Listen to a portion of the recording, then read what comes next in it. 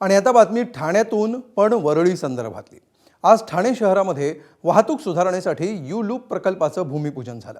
त्यासाठी राज्याचे उपमुख्यमंत्री एकनाथ शिंदे, विधान परिषदेचे उपसभापती सचिन अहिर यांच्यासह अनेक नेते मंडळी उपस्थित होती। ठाण्यातील तीनहात नाका म्हणजे सर्वाधिक वाहतूक कोंडी होणारा परिसर।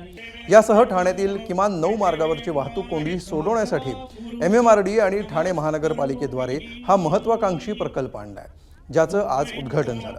हा प्रकल्प पूर्ण झाल्यानंतर शहरातील वाहतुकीची समस्या मोठ्या प्रमाणावर सुटेल असा विश्वास एकनाथ शिंदेंनी व्यक्त केला।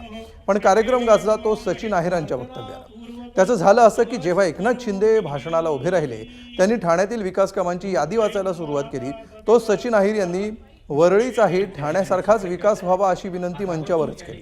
त्यावर शिंदेंनी काय उत्तर दिलं बघूया।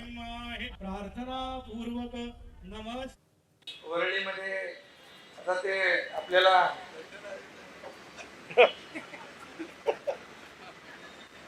कोळीवाडे आहे, कोळीवाडे सगळ्या गोष्टी आहेत तिथे। त्यांना आपल्याला पहिलं ताबडतोब, मी मुख्यमंत्री असतानाच त्याला ताबडतोब निर्णय घेतला, अगोदर त्यांनी थांबवलं होतं। त्यामुळे कोळीवाड्याचा तो मोठा प्रश्न आपण मिटवला। आणखी जे काही प्रश्न आहेत ते वरळीचे, जसं ठाणे बदलते तसं वरळी पण बदला।